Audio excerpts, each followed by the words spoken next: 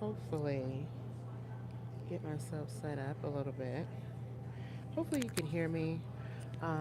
I don't have my my AirPods in because I feel like when you talk through them, you can't really hear. But oh, look at me, haha! Look how funny that is. But you can. They make for some good thumpers for music and whatnot, you know. But I do old school headphones from time to time. You know, these are still pretty decent. Anyway, I wanted to, while I had some downtime before I head out, and is give you guys a more calmer review. Um, I'm looking a little sleepy, so get over it. But all is well, praise God, and I'm thankful to be able to share some of my experiences with you guys. So, just so you know, this is going to be a review on my first experience with Miami and Jazz in the Gardens. In case you haven't noticed, I share travel experiences and concert experiences. So, I wanted to give you guys my honest view on Jazz in the Gardens, on how I personally feel about Miami. And I'll be uploading some videos and clips in the future, the very near future. So let's talk about Jazz in the Gardens first, which was the primary objective for coming. Um, Initially, I have always wanted to go to some of these major festivals that I see, Jazz in the Gardens being one of them, Essence Festival, things like that, especially when it comes to supporting black owned events that are major. Um, and I say major, I mean, not that I wouldn't support something minor, especially if it's like a, via supporting a friend or family member, you know, depending on what it is. But I say major because to me, hotel stay, the money that you have to spend to enjoy yourself, it counts, right? So I'm not going to go to some everyday ordeal when I can get that in Atlanta. But Jazz in the Gardens to me gets maybe a 4 out of 10. I don't think this year was worth the travel. I had questions initially, but I said I'm going to go because I have a lot going on in life that I will share on another video potentially.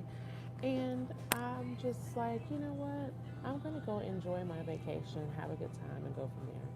Sorry, guys. I feel like when you get on camera, you see all kinds of stuff. But this is the real, so that's all that matters. Um, I would say it's a 4 out of 10 because the first day the sound system was horrible. You couldn't hear people.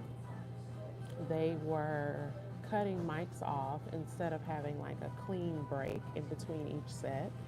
And the way it's set up, I just feel like it is better to spend the money on closer tickets potentially.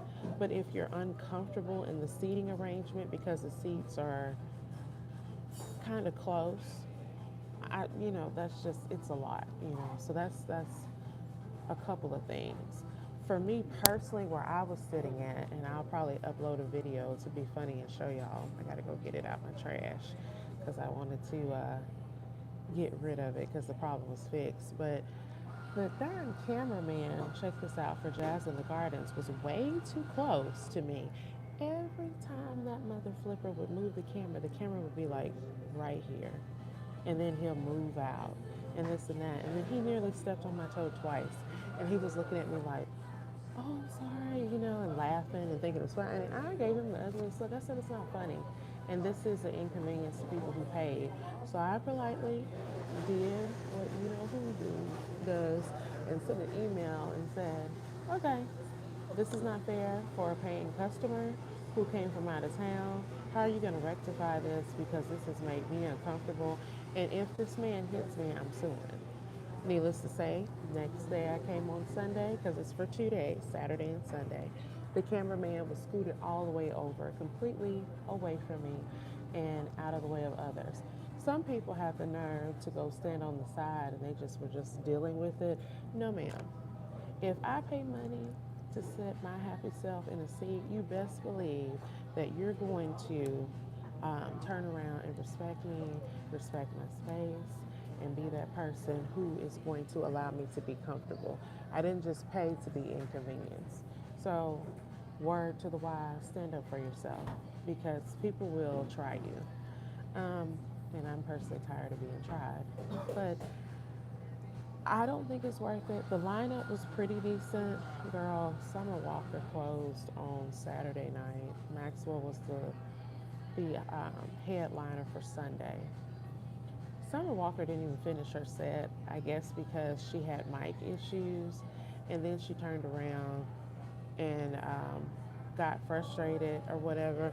I started leaving because I had already pre-planned a lift. Side note, if you can, if you know who you're going to see, they give you a schedule. My advice is to pre-plan lifts and Ubers so you don't get charged the upcharge. Um, but that's a whole nother issue why Jazz in the Gardens is getting a 4 out of 10. So anyway, back to Summer Walker. Summer Walker got frustrated, honey, and didn't finish, and then she came back out to tell everybody good night. And I personally was on my way walking, trying to get an Uber or Lyft. But get this, the Jazz in the Gardens website said nothing about Uber and Lyft cannot pick you up from the Hard Rock Stadium. Have you ever heard of that? Of all the venues that I have been to for concerts, have you ever heard of that? So I did not know that. Half all of us didn't know who are not from here. Or even if we were from here, maybe you just never took Uber or Lyft until that night. So guess what, girl? You had to walk all the way to, mind you, Hard Rock Stadium in itself is in the hood. A lot of arenas, unfortunately, are for some odd reason. I guess because they're inner city based. But we had to walk all the way to a Walmart. I know that had to be at least a couple of miles. Thank God, that I'm used to walking, but still, it was a lot. It was in the dark. I mean, just a scary situation, right? And thank God for his protection. Got to the Walmart. My Lyft driver, I was guiding him, detouring, excuse me, him to the Walmart, and caught it from there. But yeah, just FYI, if you go to Jazz in the Gardens, you cannot take Uber or Lyft from the stadium. You can get dropped off there, which is crazy because they're like, oh, they don't have a permit to pick you up. Or, I don't get that. Like, they don't have a permit to come to the stadium, but they can drop people off. So that's the other strikes, honey. I've named about 5 or 6 right about now. And then they do the black folks in their festival so wrong. Check this out. There is a main Hard Rock Stadium that is lit up next door. I think where like a lot of the games are played or whatever. Child, we're on the other side at like some kind of outdoor setup. And like a local told me that they used to have the stadium and it used to be like this big ordeal, which makes sense because I was expecting more of an Essence Festival vibe. But girl, and yes, before you get to hollering about Essence Festival is on a national scale and da da. Well, the way they promote Jazz in the Gardens, and they've been doing it for 17 years, honey, they're giving national too. Just maybe not as old as Essence Festival or as invested into, but Essence Festival is already ghetto. And I told y'all about that. I will say if you're interested in Essence Festival, you might catch a break by going to see them on their 30th. I really feel in my spirit it might be a good investment to see them for Essence Festival 30. I personally don't think I'm attending though because I'm not sure. And, I don't know. I just don't know about going back. And obviously, things take financial planning and money. And on top of your stay and how you're getting there, you have to pay for the ticket as well. So, realistically speaking. But yeah, I just feel like it was unorganized. And then I feel like the umpteenth reason Jazz in the Gardens was kind of trash was they didn't release the time of the lineup until, what, the day before? Like, girl, who does that? First of all, you guys already didn't have the acts listed. I feel like all the listings for the acts were provided late, and then you kept adding to the show at the last minute. Um, I would say for Saturday, Fantasia really put on the show. She was probably one of the best performers that saved the Jazz in the Gardens. And who else? Um,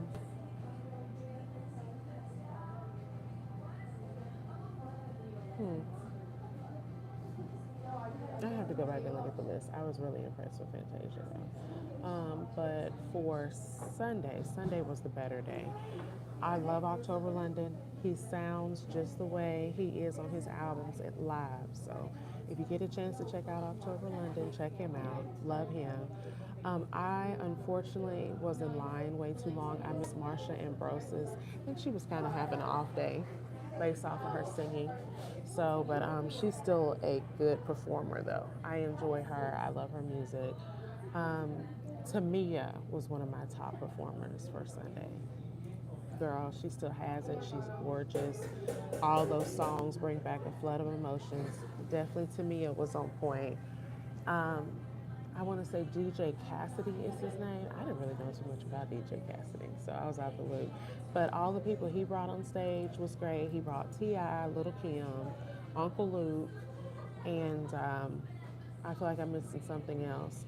Scarface's band was very good.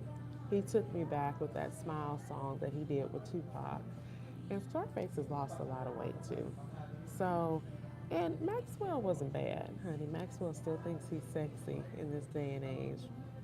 Okay, Maxwell. But you know, he still has that neo soul R&B type of vibe. So there's that.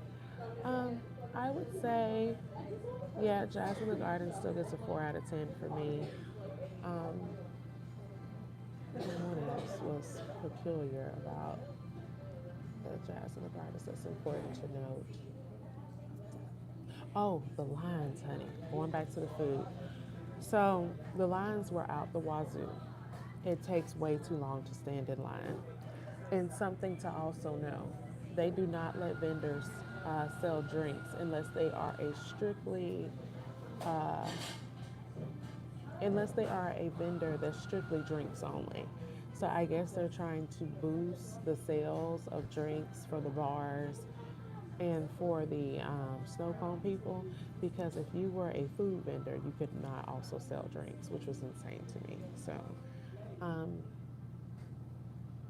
I would say that the drinks were overpriced, definitely. You had things like, if you're into alcohol, getting a double shot is like $24. Um, like one of those snow cone, and I'll post a picture of it. It'll be on my Instagram. Follow me at Convo Sparks. Um, that was like 15. But the best thing I had was these delicious crab legs. I had these, it was garlic and Parmesan, I think. That was so good, child. So the crab legs were good. But I was blessed with a lobster roll and some fries for free. That was delicious. And